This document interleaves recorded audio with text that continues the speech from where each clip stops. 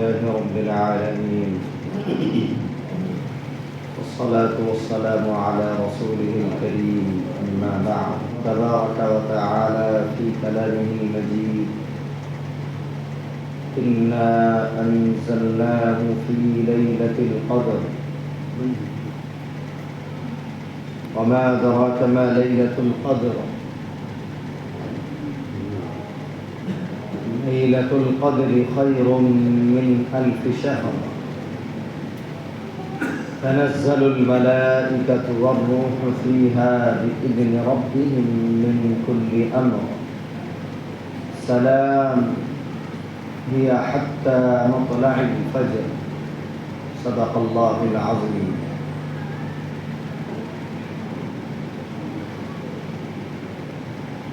وقال النبي صلى الله عليه وسلم: من قام رمضان ليلة إيمانا واحتسابا غفر له ما تقدم من ذنبه، أو كما قال صلی اللہ علیہ وسلم. قابل قدر معزز سامعین کرام، رمضان المبارک کا مہینہ شروع ہو چکا ہے اور 2 عشرے مکمل ہو چکے ہیں. تیسرا عشرہ چل رہا ہے اور آج 23 رمضان المبارک ہے، یعنی 2 راتیں گزر چکی ہیں. 21 23 کی راتیں گزر چکی ہیں اور اب باقی بچے 3 راتیں جن کے بارے میں اللہ تبارک و تعالی نے قرآن کریم میں ارشاد فرمایا: انا انزلناہ فی لیلۃ القدر. یہ پوری ایک مکمل سورت. امام ابن ابو حاتم رازی اور تفسیر مظہری اور تفسیر ابن کثیر میں یہ واقعہ موجود ہے کہ اللہ کے نبی علیہ السلام نے بنی اسرائیل کے ایک شخص کا ذکر فرمایا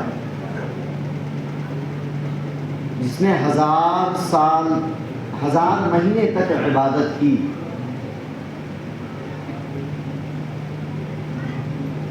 اور ایک جگہ یہ واقعہ بھی لکھا ہے کہ اللہ کے نبی علیہ السلام نے بنی اسرائیل کے ایک شخص کا ذکر کیا جو 1000 مہینوں تک اللہ کے راہ میں جہاد کرتا تھا.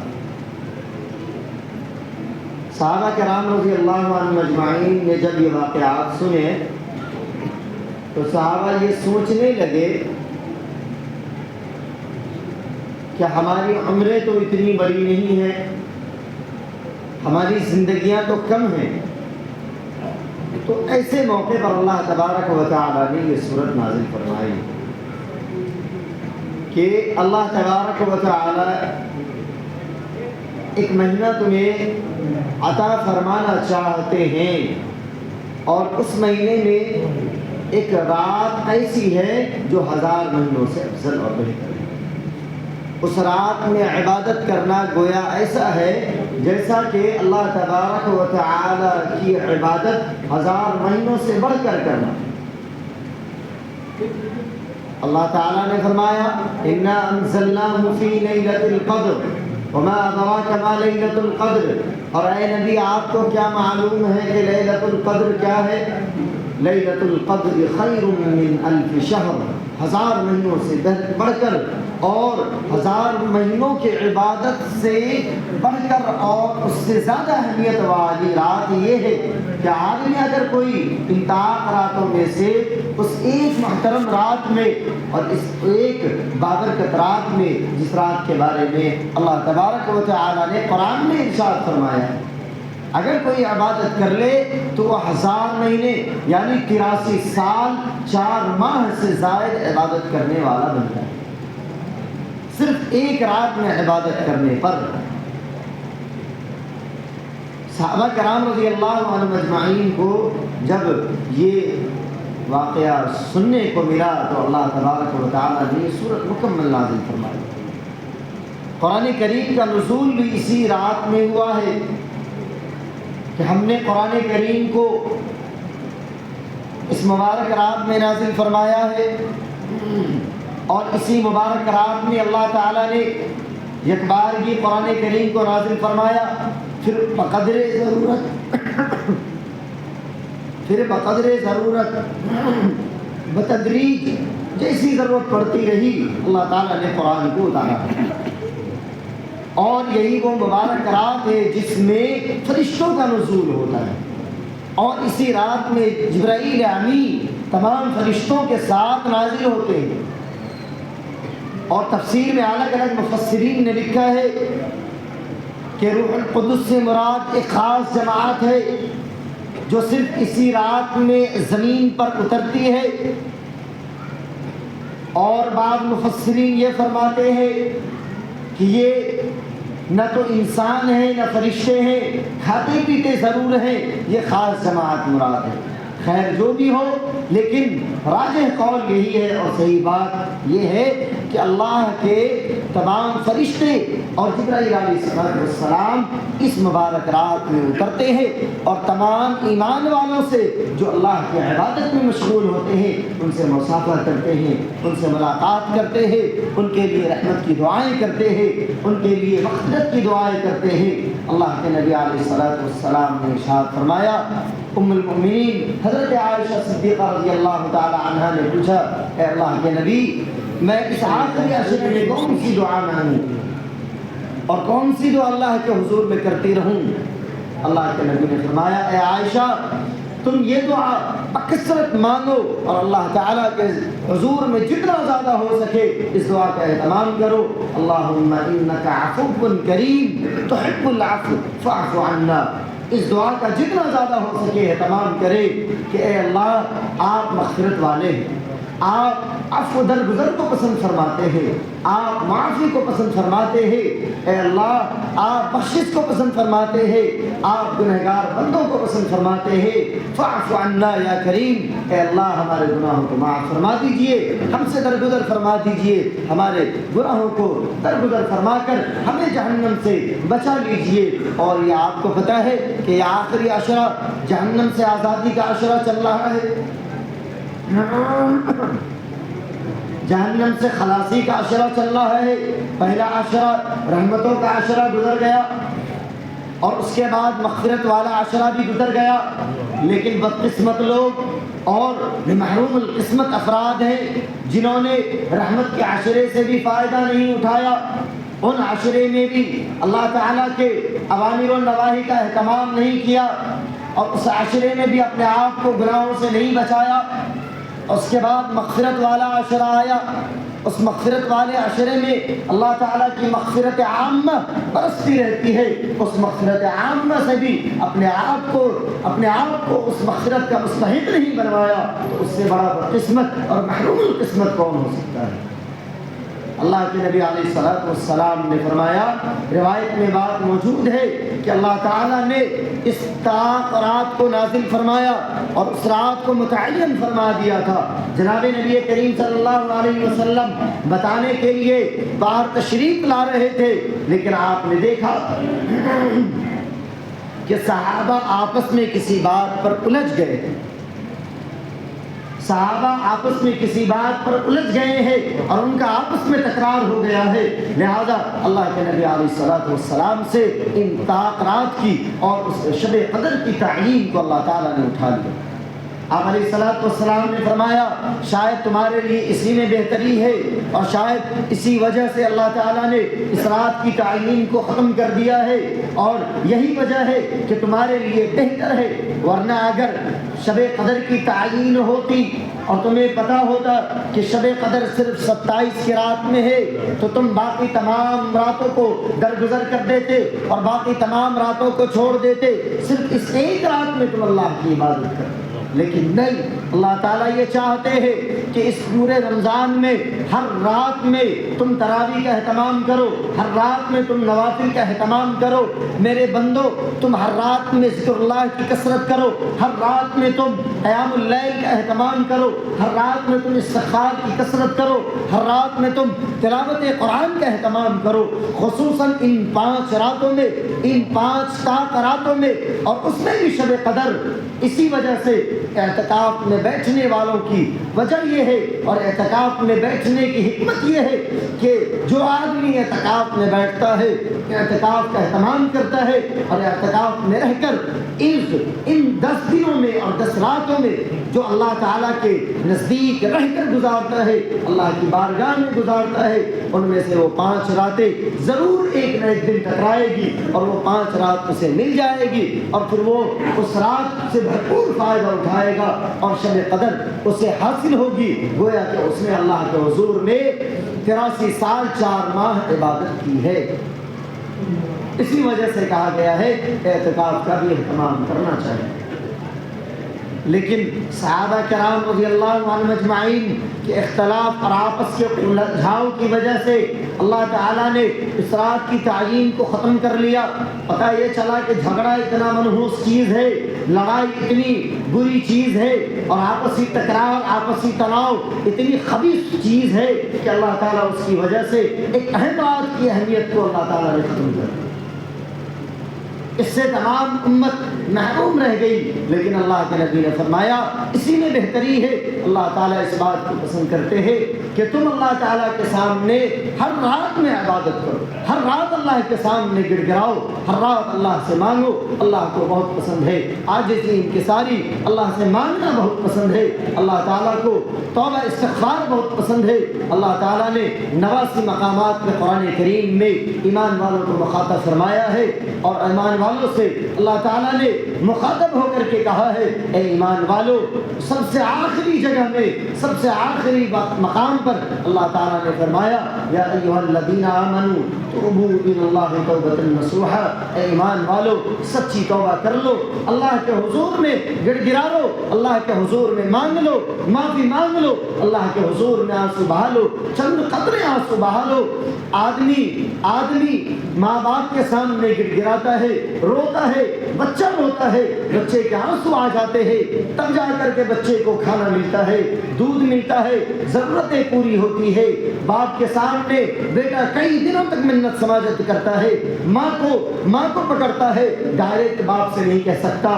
اس کے بعد جا کر کے وہ چیز شاید حاصل ہوتی ہے یا حاصل ہو جاتی ہے، لیکن اللہ تعالیٰ ایک قطرہ آنسو بہانے پر اپنے بندوں کی مغفرت فرما دیتے ہیں، گناہوں کو معاف فرما دیتے ہیں، اپنے تمام بندوں کی بخشش فرما دیتے ہیں۔ صرف ایک قطرے آنسو بہانے پر اللہ تعالیٰ فرماتے ہیں توبوا الی اللہ توبۃ نصوحا عسی ربکم ان یکفر عنکم سیئاتکم، اے میرے بندو تم مجھ سے معافی تو مانگو، میں تمہارے گناہوں کو معاف کر دوں گا، واغفر لکم ذنوبکم، تمہارے گناہوں کو بخش دوں گا، تمہارے خطایا کو صاف کر دوں گا، تمہیں بالکل پاک صاف بنا دوں گا، اور تمہارے لیے نور ایمان کو نور ایمان کو پیدا کروں گا، تمہارے لیے تمہاری زندگی کو ایمان کے نور سے منور کر دوں گا۔ اللہ تعالیٰ نے فرمایا اے ایمان والو تم آ کر کے تو دیکھو، تم مانگ کر کے تو دیکھو۔ اللہ تبارک و تعالیٰ نے فرمایا قل یا عبادی الذین اسرفوا علی انفسہم لا تقنطوا من رحمت اللہ، اے ایمان والو تم نا امید نہ ہونا، اے میرے گنہگار بندو تم نا امید نہ ہونا۔ روایت میں ہے کہ اللہ تعالیٰ اپنے گنہگار بندوں سے اور اپنے تمام بندوں سے 70 ماؤں سے زیادہ محبت کرتے ہیں۔ یہ مغفرت والا عشرہ، یہ جہنم سے آزادی کا عشرہ، یہ بخشش کا عشرہ اللہ تعالیٰ بہانہ ڈھونڈتے ہیں۔ اللہ تعالیٰ یہ چاہتے ہیں کہ میرے گنہگار بندے، میرے ایمان والے بندے سب مل کر کے اس عشرے میں مجھ سے مانگے، سب مل کر کے مغفرت چاہے، میں تمام کے گناہوں کو معاف کرنے کے لیے تیار ہوں۔ اللہ تعالیٰ اگر تمام بندوں کے گناہوں کو معاف کر دے تو اللہ تعالیٰ کی بادشاہت میں ذرہ برابر بھی اضافہ نہیں ہو سکتا، اور اللہ تعالیٰ اگر کسی کے گناہوں کو نہ معاف کرے تو اللہ تعالیٰ کی بادشاہت میں ذرہ برابر بھی کوئی کمی نہیں آ سکتی۔ اسی لیے میرے بزرگوں حضرت موسیٰ علیہ السلام کے دور کا ایک واقعہ ہے کہ ان کے زمانے میں ایک آدمی بڑا بدکار اور بڑا گنہگار شخص تھا. ساری عوام ان سے پریشان تھی, سارے لوگ ان سے پریشان تھے, سارے لوگ انہیں دھتکارتے تھے, انہیں آبادی سے, محلے سے, گاؤں سے باہر کر دیا تھا, اور ان کی خباثت کی وجہ سے, ان کے گناہوں کی نحوست کی وجہ سے لوگوں نے انہیں باہر کر دیا تھا. لیکن وہ آدمی جب صحرا میں, بیاباں میں اکیلے رہنے لگا, اسے احساس ہوا کہ میری گناہوں کی وجہ سے, میری خباثت اور میری گندی زندگی کی وجہ سے لوگ مجھ سے نفرت کرتے ہیں, میں جلا وطن ہو گیا, معاشرے سے نکال دیا گیا, لوگوں نے مجھے گاؤں سے نکال دیا ہے, لوگ مجھ سے نفرت کرتے ہیں, اللہ کے نبی مجھ سے نفرت کرتے ہیں. اس نے پھر اللہ کے سامنے رجوع کیا ہے, اللہ سے توبہ استغفار کی ہے, اور اللہ تعالیٰ سے معافی مانگی ہے, اور اس صحرا میں رہ کر اس بندے نے اللہ کے سامنے, اللہ کے حضور میں ایسی توبہ کی ہے, اتنا گر گرایا ہے, اتنا رویا ہے, اتنی معافی مانگی ہے, اللہ کے سامنے توبہ استغفار کیا, سچے دل سے توبہ کیا ہے, اور اسی توبہ کرتے کرتے کی حالت میں اور اسی طرح سے زندگی گزارتے گزارتے اس دن اس کی موت آ گئی.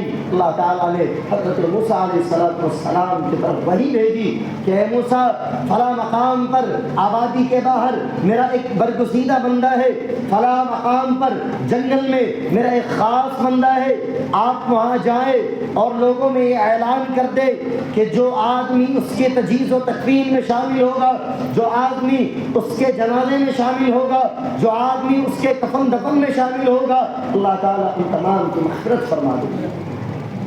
لہٰذا موسیٰ علیہ السلام نے لوگوں میں اعلان کر دیا, تمام لوگ جمع ہو گئے, اتنے سارے لوگ جمع ہو گئے. جب لوگوں نے دیکھا یہ تو وہی بدکار شخص ہے, وہی گنہگار شخص ہے, حضرت موسیٰ علیہ السلام سے کہا, اے اللہ کے نبی, یہ تو بڑا بدکار شخص تھا, اسے ہم لوگوں نے اپنی آبادی سے, گاؤں سے نکالا تھا, یہ تو گنہگار شخص ہے.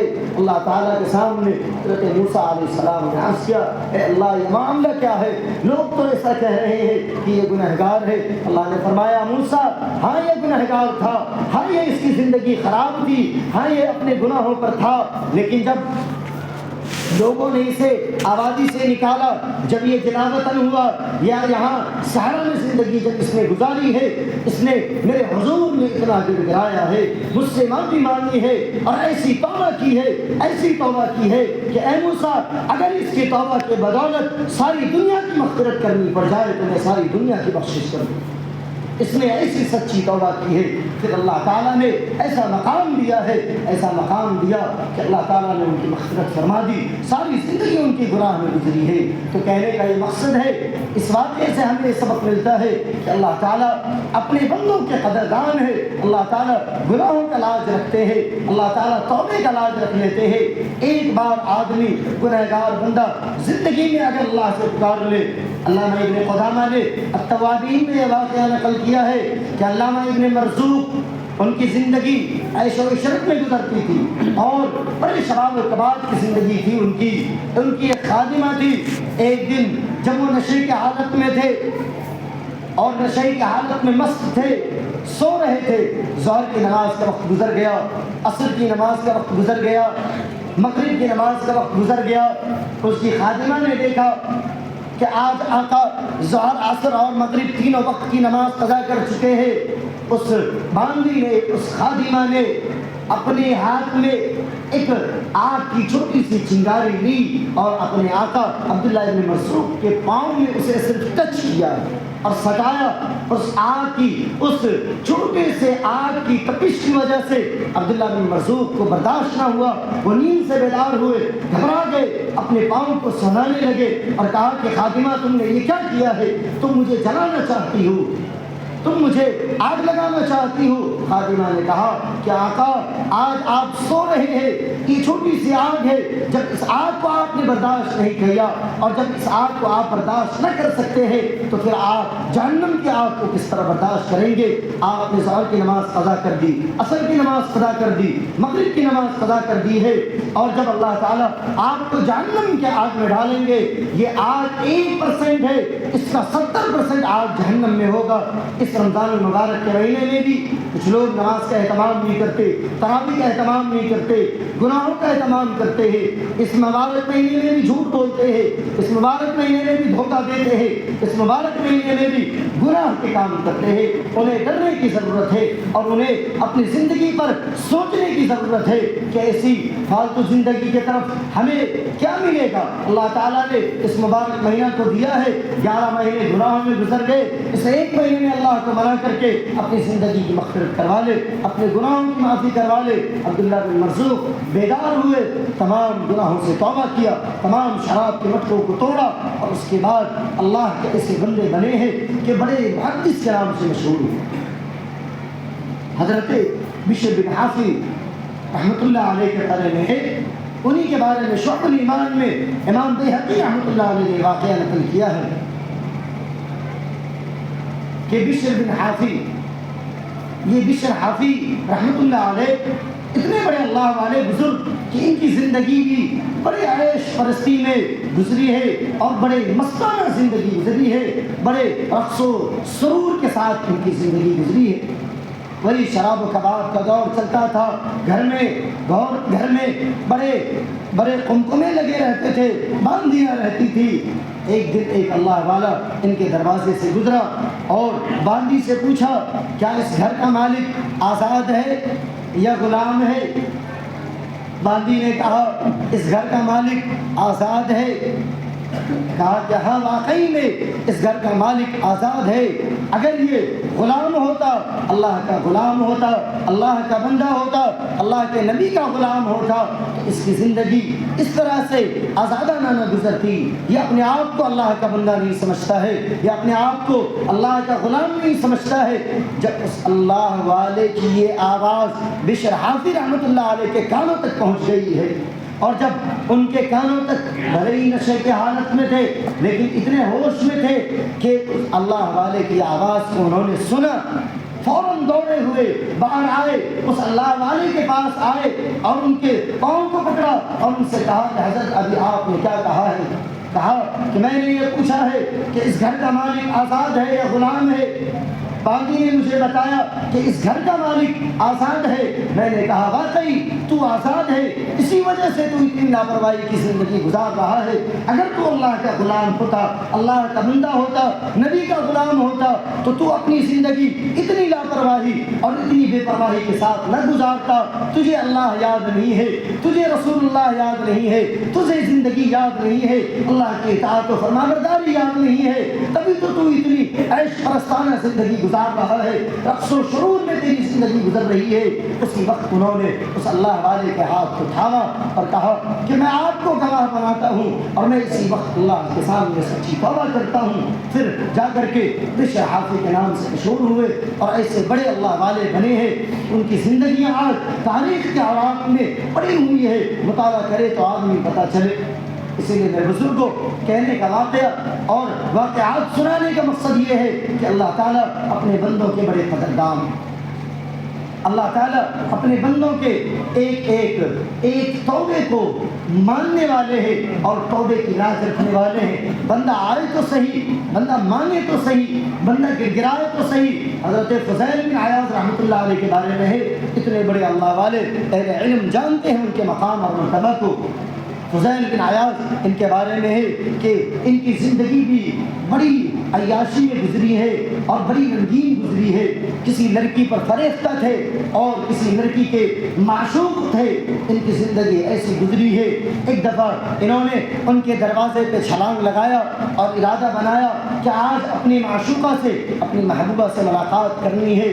جب دروازے پہ وہ گئے تو بازو کے گھر سے قرآن کریم کی تلاوت کی آواز آ رہی تھی۔ ایک بچہ تلاوت کر رہا تھا، الم یأن للذین آمنوا ان تخشع قلوبهم لذکر اللہ۔ وہ بچہ اتنی پیاری آیت تلاوت کر رہا تھا. اس آیت کریمہ میں اللہ تعالیٰ نے فرمایا ہے ایمان والوں کے بارے میں کہ اے ایمان والو الم یأن للذین آمنوا، کیا ایمان والے کے لیے اب بھی وہ وقت نہیں آیا ہے کہ وہ اللہ سے ڈر جائے، اللہ کی طرف رجوع کر لے، ان تخشع قلوبہم لذکر اللہ، کہ وہ اپنے قلب کو اللہ تعالیٰ کی طرف رجوع کر لے.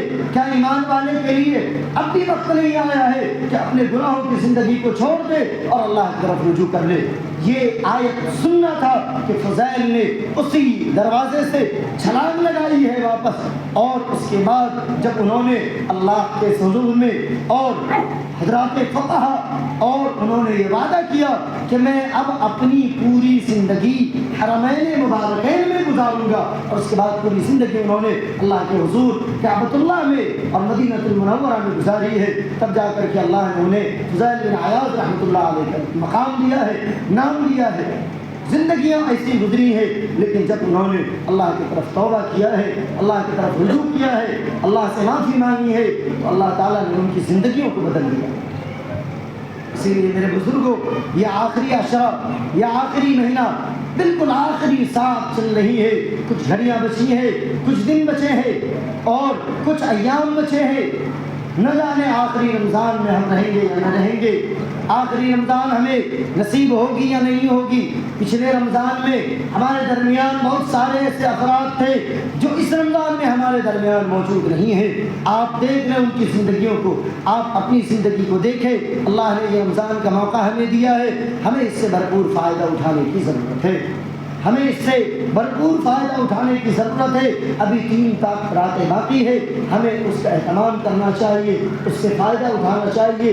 اس رات میں عبادت خوب کرے، جتنی ہو سکے نوافل کی کثرت کرے، نوافل کا اہتمام کرے، تلاوت کا اہتمام کرے. جس طرح ہو سکے تلاوت اٹک کر ہو، تلاوت تیز پڑھ سکتے ہیں، قرآن آپ جیسا بھی پڑھ سکتے ہیں. اگر آپ کو شروع کے پارے نہیں آتے ہیں پڑھنے، صرف آپ کو 29-30 پارہ پڑھنے آتا ہے، آپ 29-30 پارہ کی ہی تلاوت اس رات میں کریں. آپ کو جیسے قرآن پڑھنے آتا ہے آپ اسی طریقے سے قرآن پڑھے. آپ کو صرف اللہ اکبر پڑھنے آتا ہے، آپ تسبیح لے کر کے بیٹھ جائے، صرف اللہ اکبر پڑھتے رہے. آپ کو پتہ ہے کہ حدیث میں اللہ کے نبی نے فرمایا ہے افضل الذکر لا الہ الا اللہ، تمام ذکروں میں سب سے بہتر ذکر اور سب سے افضل ذکر لا الہ الا اللہ محمد رسول اللہ ہے. کیا کسی مسلمان کو لا الہ الا اللہ کہنے نہیں آتا؟ تسبیح لے کر کے بیٹھ جائے اور وہ صرف لا الہ الا اللہ لا الہ الا اللہ پڑھتے رہے، 100 بار پڑھے، 200 بار پڑھے، تھکاوٹ ہو جائے، نیند آنے لگے، سو جائے، پھر آنکھ کھلے پھر پڑھے، جس طریقے سے ہو پڑھے، تلاوت کرے، توبہ استغفار کرے، اللہ کی عبادت بھی کرے اور اللہ کے سامنے عبادت کا اہتمام کرے، ساتھ ساتھ اپنے گناہوں پر ندامت بھی کرے، اپنے گناہوں سے معافی بھی مانگے، اپنے گناہوں سے بخشش بھی چاہے، تمام امت کے لیے مغفرت مانگے، عالم اسلام کے لیے مغفرت کی دعا کرے. اور عالم اسلام کے لیے جو پروپیگنڈے اور جو سازشیں کی جاتی ہے اور جو حزب الشیاطین، جو حزب اللہ کے خلاف پلاننگ کرتے ہیں اور عالم اسلام کو نقصان پہنچانا چاہتے ہیں، خصوصاً مسلمانوں کو نقصان پہنچانا چاہتے ہیں، اور اس میں بھی ہمارے ہندوستان، اور آپ سمجھ سکتے ہیں کہ میرا اشارہ کس کی طرف ہے، ایران، ان تمام کے طرف، فلسطین کے مسلمان، سوڈان کے مسلمان، جہاں جہاں عالم اسلام پر مصیبتیں آئی ہوئی ہیں اور مسلمان پریشان ہے اور مصیبت زدہ ہے، ان تمام کے لیے مغفرت کرے، ان تمام کے لیے معافی مانگے، اپنے لیے، اپنے مرحومین کے لیے، اپنے اہل و عیال کے لیے، سب کے لیے دعائیں کرے. اللہ تعالی ہمیں عمل کی توفیق عطا فرمائے. آمین. وآخر دعوانا الحمد للہ رب العالمین.